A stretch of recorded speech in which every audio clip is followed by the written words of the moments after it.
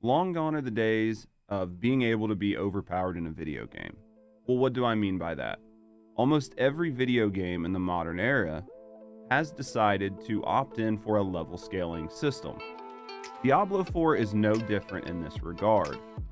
I found a nice little article by Eurogamer talking about the level scaling system, how it works in Diablo 4, and everything that we need to know about level scaling with the upcoming release of Diablo.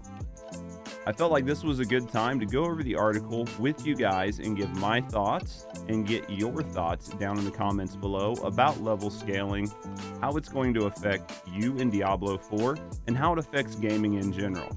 Having said that, let's get into it. Blizzard explains Diablo 4's level scaling.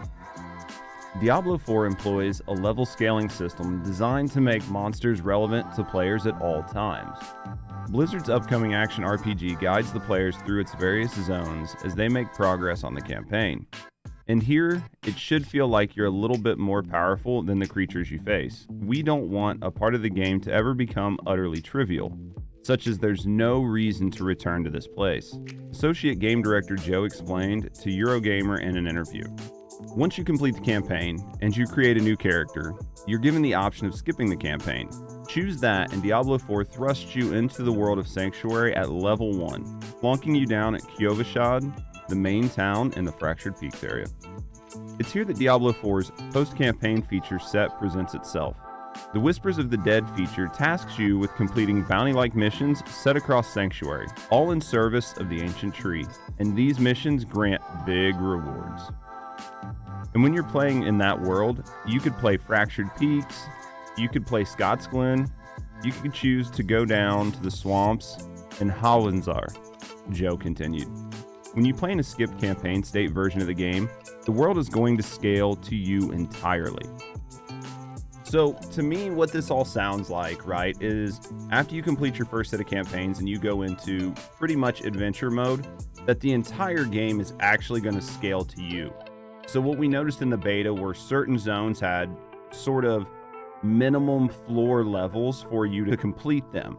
So what did that mean? If you were in Fractured Peaks, it started at like level 1 and scaled up to level 20. Certain zones within Fractured Peak had levels that monsters would not fall below. And I think this is sort of tailored to give you a specific experience when you play through the campaign.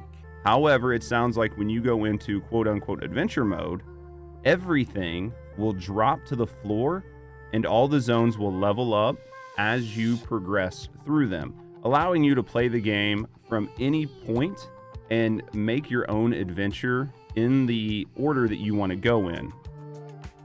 I see what they're doing here, and this will give you, the player, the ability to play the game and enjoy it from the aspects that you personally like, to where you don't have to replay the same zones over and over again.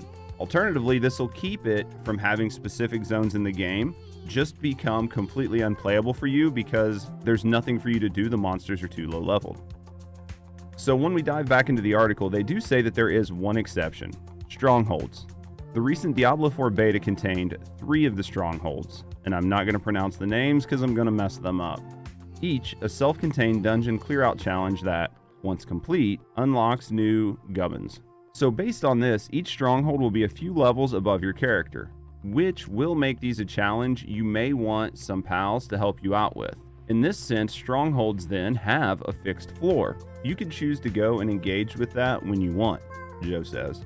If you think like, I've got a really good legendary item that I just found, I really like my build, this area is a level 32, I'm a 25, I'm just going to go in and try it. We want to give you the option to try to clear these things early if you want, and you'll get rewards for doing that. However, you don't have to. But generally speaking, we want the whole game to feel like it scales to you. So I don't know how I really feel about this, because if you're going to scale the game, right, then the whole game should scale. The fact that you're going to pick and choose what does and does not scale starts to be a problem for me. Not because I don't like a challenge, but because I think that that is a bad way to create a challenge. If the activity is always going to be a few levels higher than you, then why not just increase the difficulty of those monsters at a base and allow it to scale with you instead of artificially creating difficulty by just keeping them higher level than you. This has been one of those things that I've always felt like has been a bad design feature that a lot of newer games have been embracing, which is keeping you under-leveled your opponents instead of creating new and engaging mechanics to make things more challenging for you and me, the player. No matter how much pre-grinding I do, no matter how much prep I do, I'm always at a disadvantage. So this de-incentivizes me to put in the extra work, to grind those higher levels, to be able to make content more manageable if I am struggling with it. All in all, I really would like to see some type of new way that devs approach difficulty other than just setting you at a permanent disadvantage based on your level to sort of decrease the amount of damage you do and increase the monster's defense, ultimately just making them tanky, spongy bosses. But you guys let me know what you think down in the comments. You might be okay with this, but I miss playing old games where I could just power up and power through specific content. Back to the article, it says that it's worth explaining how level scaling works in the context of Diablo 4's world tiers. And this is where I think we really need to look at how level scaling works and how it's going to affect all of us as gamers. World tiers affect the difficulty of the game. Tier 2 is designed to offer the equivalent of a normal difficulty, with Tier 1 similar to a easy mode or a story-focused mode. The level of monsters are the exact same across Tier 1 and Tier 2, Joe confirmed. So what this means is no matter which tier you play on, Tier 1 or Tier 2, the monsters are going to be the exact same level across the board. Where things really start to change is when you play in Tier 3 difficulty, which you gain access to after completing a level 50 capstone dungeon at the end of Tier 2. And monsters are higher level than you broadly. You can choose to stay in World Tier 1 or 2, and the monsters will never get higher than level 50.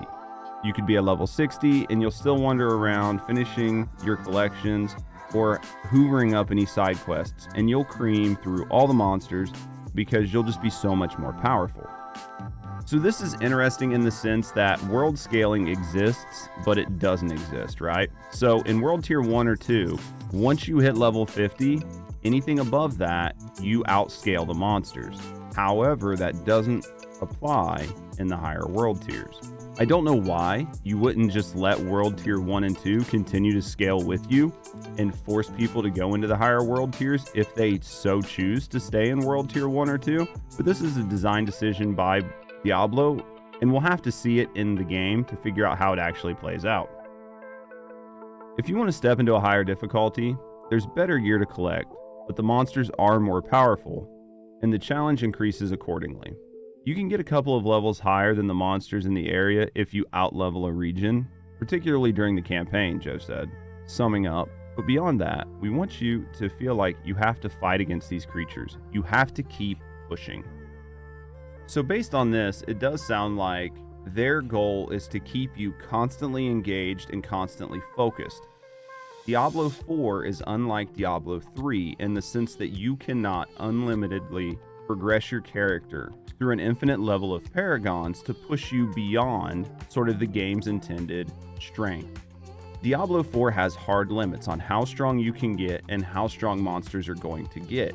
And it sounds like they're trying to balance the game in a way that you will constantly feel like you are up against a challenge the entire time you play. I think this should create a more engaging gameplay loop over time because you will constantly feel like you are struggling. My only fear is that because every time you get stronger, it seems like your monsters are going to get stronger. And the problem then becomes you feel like you're never truly gaining strength because you're getting stronger and they're getting stronger. And if you want to go back to a level or a zone with weaker monsters, guess what? They've upscaled. So now you never truly, fully get to embrace the power that you're accruing over time. So in one sense, it's going to keep you more engaged because every fight is going to feel challenging and important. But I think it's also going to create sort of a situation where you start to disengage because you never fully feel like you've progressed to the point that you are done and ready to end your time with the season. I think it's going to create a situation where it's possible that you constantly feel like you have to grind to get stronger, but never truly feel like you've gotten any stronger.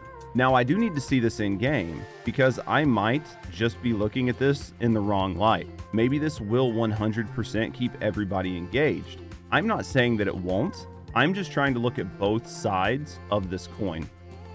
So jumping into how it works with parties, but how does level scaling work if you're playing campaign co-op? Diablo 4's development chief Rod recently explained in a series of tweets. The host of the party owns the state of the world. If you're aligned, aka at the same point in the quest line, then you all progress. If there's a misalignment, like you invited somebody halfway through the campaign who's not quite as far as you are, then they won't get the story quest progress/XP until they catch up. So in short, if you're playing with a group that's not really committed to playing together, it's always best to have the player with the least amount of progress be the host. And the final thought here is that Diablo 4 scales individually for players. So questline progress aside, a level 1 character and a level 30 character can play together. And this is also something that has sort of come around with the modern era of gaming, which is that the goal is to make sure no one feels like they're being carried or no one feels like they are useless. Years ago, if you weren't the same level as your friend and you were in a higher level area, you would get a ton of XP. It was literally the way to power level someone, and the person beside you would get their normal amount. Also, back then, monsters didn't scale based on the amount of party members you had, so it didn't make it any harder for the person doing the carrying. Today, things are a lot different in gaming. They want everyone to feel included and like they're doing their part, and in some ways this is good, and in some ways it's not. Level scaling is something that is, to some of us, a little bit controversial. For some of us, we've grown up in an era of gaming where there was a point in getting strong and a point in being stronger than your friends to help them out. Gaming now wants to be as inclusive as possible, and that's not necessarily a bad thing. You might not have as much time to play as your friends. You may not be able to do everything that your friends can do all the time. But when you show up together, you want to feel like you contribute to the team just as much as they do. And sometimes it's not fun to show up to play video games for 2 hours, just to have that 2 hours be you dying over and over again because you're being power leveled in a zone that you should not be in. At the end of the day, Diablo 4's level scaling seems to be a way to make everybody be able to play and enjoy the game, especially when they're playing with their friends. It also seems like a way to make the entire game feel engaging, so it doesn't feel like the Diablo team has created zones and areas that then become obsolete. All in all, I don't think that this is necessarily a bad thing, but I do want to see it in practice. Level scaling is something that almost every game has sort of went to, so I don't think it's going to be a shock to anybody to actually get in and see it. Furthermore, we've all been dealing with this for quite some time now, so it's not going to disrupt our gameplay. There are just some of us that are a little bit more nostalgic for the way gaming used to be. We might have hoped that Diablo 4 would have took a page from older games and not went with the level scaling. But let me know what you guys think down in the comments. Do you think the level scaling is a positive for Diablo 4? Or do you miss the days of old where level scaling wasn't a thing and you could sort of feel your power and grow into yourself? And as always, have a great day.